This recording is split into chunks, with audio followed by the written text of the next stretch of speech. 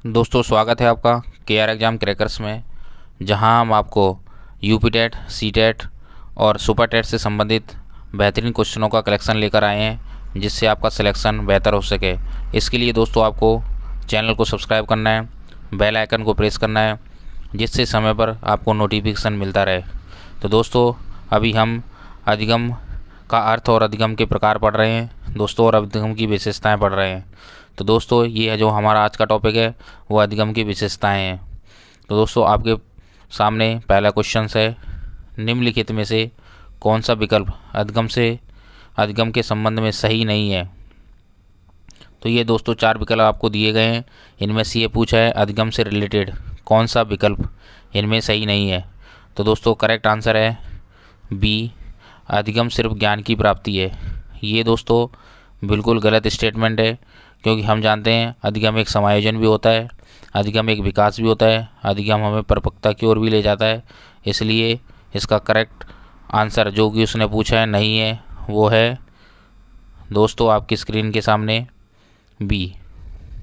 ये इसका correct answer होगा। दोस्तों इसका एक्सप्लेनेशन हम देखे ले रहे हैं। अधिगम एक प्रक्रिया है जिसके द्वारा बालक में समायोजन क्षमता का विकास, उच्चतम परिपक्वता के स्तर का विकास होता है। अधिगम का संबंध ज्ञान से है, परंतु सिर्फ ज्ञान प्राप्ति से नहीं है। दोस्तों एक्सप्लेनेशन से आपको समझ में आ गया होगा क्यों अधिगम का संबंध सिर्फ ज्ञान प्राप्ति से नहीं है। चलते हैं दोस्तों नेक्स्ट क्वेश्चन की तरफ, जो कि आपकी स्क्रीन पर है। क्वेश्चन नंबर दोस्तों 23 कह रहा है अधिगम के लिए क्या आवश्यक है। अधिगम के लिए इन ऑप्शंस में से जो 4 ऑप्शन आपके सामने, इनमें से क्या आवश्यक है। स्वानुभव, स्वचिंतन या स्वप्रक्रिया। तो दोस्तों आपको इसमें से बताना है अधिगम के लिए ये तीनों ही चीज़ें आवश्यक हैं, इसलिए इसका सही आंसर होगा डी। एक्सप्लेनेशन दोस्तों आपके सामने आप देख सकते हैं कि अधिगम प्रक्रिया के लिए क्या क्या एक बालक के अंदर होना चाहिए। देखिए अधिगम एक प्रक्रिया है जिसके द्वारा बालक या छात्र में समझ विकसित होती है, जो समस्या के समाधान में सहायक होती है। अधिगम से हमारे अंदर क्या होती है दोस्तों, एक समझ डेवलपमेंट होती है, और उस समझ के द्वारा हमारे सामने जो नई परिस्थितियाँ आती हैं हम उसको सॉल्व करने की कोशिश करते हैं। यहाँ दोस्तों कहता है अधिगम कर सीखना होता है, जो कि कई प्रकार से हो सकता है। स्वानुभव, स्वचिंतन, स्वप्रक्रिया, निर्देशन, परामर्श आदि। दोस्तों नेक्स्ट क्वेश्चन आपकी स्क्रीन पर है। क्वेश्चन नंबर 24 कहता है सीखने की परिघटना में निम्नलिखित में से कौन आवश्यक घटक नहीं है। दोस्तों सीखने की एक जो घटना है या सीखने का एक जो प्रोसेस है, उसके लिए इनमें से कौन सा आवश्यक नहीं है। अधिगम करता दोस्तों बिल्कुल ज़रूरी आवश्यक है। यदि अधिगम करता ही नहीं होगा तो अधिगम किसको होगा। पहला ऑप्शन दोस्तों गलत है। आंतरिक अवस्था दोस्तों, यदि अधिगम आप सीख रहे हो तो आपके लिए आंतरिक अवस्था और चिंतन बहुत ज़रूरी है। आपके अंदर मोटिवेशन, प्रेरणा और प्रेरक भी होना चाहिए दोस्तों। सी भी सही है। तो दोस्तों इसका करेक्ट आंसर है डी, कि अधिगम के लिए आवश्यक घटक क्या नहीं है, शिक्षक नहीं है। इसका अधिगम से कोई रिलेशन नहीं है, क्योंकि अधिगम खुद छात्र के अंदर स्वयं होता है। वो शिक्षक का वहाँ लेना देना कुछ नहीं है दोस्तों। और एक्सप्लेनेशन आप देख सकते हैं। सीखने की घटना अधिगमकर्ता एवं उसकी मानसिक शारीरिक स्वास्थ्य प्रेरक तत्वों के समायोजन से पूर्ण होती है। शिक्षक अधिगम प्रक्रिया में महत्वपूर्ण कारक नहीं है। शिक्षक केवल छात्र को उपयुक्त वातावरण प्रदान करता है, जिससे बच्चे का अधिगम सुचारू रूप से होता है।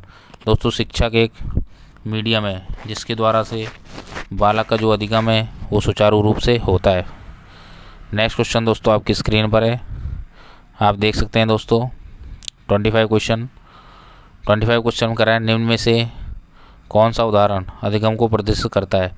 इनमें से 4 ऑप्शन हैं। 4 ऑप्शन में से कौन सा दोस्तों अधिगम को प्रदर्शित करता है। तो ऑप्शन में आपको बता रहा हूँ। पहला करा है हाथ जोड़कर अध्यापक का अभिवादन करना। ये गलत है दोस्तों, इससे अधिगम का कोई लेना देना नहीं है। स्वादिष्ट भोजन देखकर मुंह में लार आ जाना, इससे भी अधिगम का कोई रिलेशन नहीं है दोस्तों। आंसर दोस्तों इसका सी है, चलना, भागना, फेंकना। 3 से 5 वर्ष की अवस्था में। ये दोस्तों अधिगम को प्रदर्शित करता है। इसका एक्सप्लेनेशन आप देख लीजिए दोस्तों, आपकी स्क्रीन पर है। बहुत ही शानदार एक्सप्लेनेशन है। कह रहा है अधिगम का तात्पर्य सीखना है। किसी बच्चे को कार्य करने के तरीकों को बताया जाए और छात्र उसी तरह से व्यवहार करे तो छात्र द्वारा अर्जित ज्ञान अधिगम कहलाएगा। जैसे 3 से 5 वर्ष के बालक को चलना, दौड़ना और फिरना सिखाया जाता है। तो दोस्तों जो छोटा बालक होता है हम उसको चलना सिखाते हैं, फिरना सिखाते हैं, बात करना सिखाते हैं, तो वो ऐसा ही अनुकरण करता है। और ये चीज़ दोस्तों अधिगम के अंतर्गत आती है। 26 क्वेश्चन दोस्तों आपके सामने है। 26 का मैं क्वेश्चन आपको पढ़े दे रहा हूँ दोस्तों। इसका आंसर बताइए क्या होना चाहिए। निम्न आर्थिक स्तर का प्रभाव निम्न में से किस पर नहीं पड़ता है। क्वेश्चन दोस्तों ये कह रहा है कि यदि आपकी आर्थिक स्थिति कमज़ोर है तो इसका प्रभाव किस पर नहीं पड़ेगा। आत्मसम्मान पर बिल्कुल पड़ेगा दोस्तों। आत्मसम्मान पर, यदि आप गरीब हैं तो आपके अंदर झुंझलाहट होगी, आपके अंदर बात करने का तरीका नहीं होगा, आप अमीरों से डरेंगे। दूसरी बात, सीखने के स्तर पर, तो दोस्तों करेक्ट आंसर इसका है बी, सीखने के स्तर पर निम्न आर्थिक स्थिति का कोई प्रभाव नहीं पड़ता। चाहे वो सर गरीब बालक हो चाहे वो अमीर बालक हो, उसके अंदर निरंतर सीखने के गुण होते हैं, वो निरंतर अधिगम करता है। यदि आपके पास पैसा अधिक नहीं है तो उच्च संस्थानों में प्रवेश नहीं ले सकते हैं, ये भी सही है। जीवन यापन करने में बिल्कुल सही है। लाइफस्टाइल पर फ़र्क पड़ता है। यदि आपकी आर्थिक स्थिति सही नहीं है तो किस पर फ़र्क नहीं पड़ता, सिर्फ सीखने की क्षमता पर नहीं पड़ता। चाहे आदमी गरीब हो चाहे अमीर, वो सीखता ज़रूर है। एक्सप्लेनेशन दोस्तों आप देख सकते हैं आपके सामने है।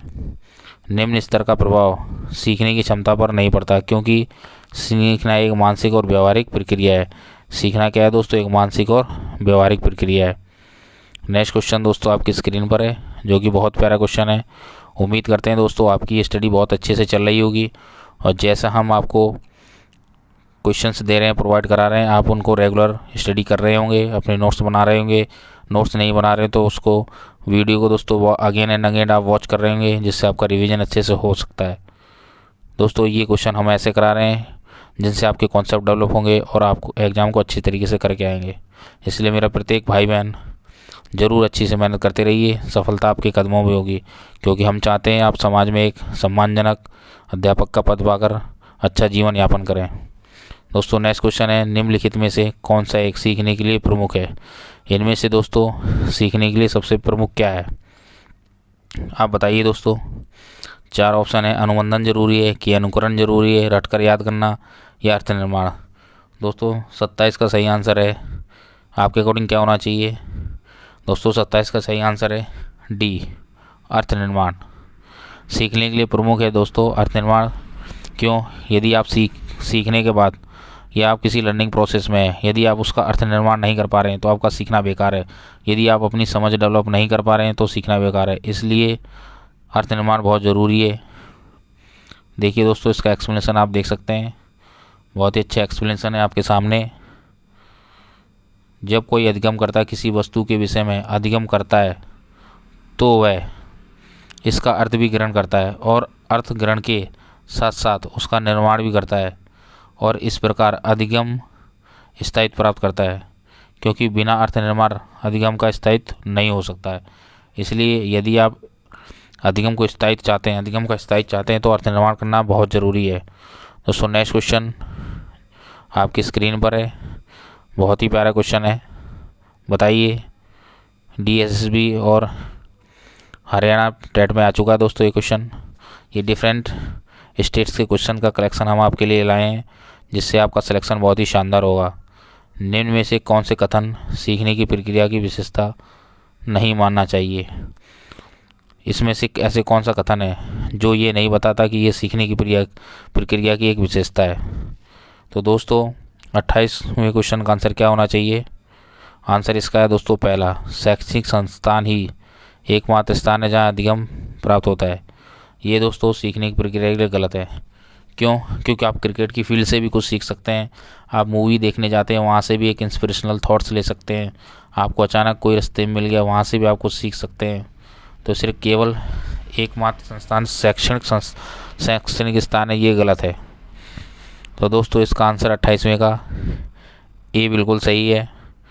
एक्सप्लेनेशन आपके सामने देख लीजिए, बहुत ही प्यारा एक्सप्लेनेशन है दोस्तों। सीखने की प्रक्रिया में निम्न विशेषताएं हो सकती हैं। सीखना एक व्यापक प्रक्रिया है। सीखना लक्ष्योन्मुखी होता है। अनअधिगम भी सीखने की प्रक्रिया है। सीखना अनुभवों का संगठन है। सीखना संपूर्ण जीवन काल तक चलता है तथा यह सार्वभौमिक होता है, ना कि शैक्षणिक संस्थान ही एकमात्र स्थान है जहाँ अधिगम प्राप्त होता है। जैसा कि मैंने बताया था दोस्तों, सिर्फ हम स्कूल कॉलेजों से ही नहीं सीखते हैं, हम अपने परिवार फैमिली से भी बहुत कुछ सीखते हैं। इसलिए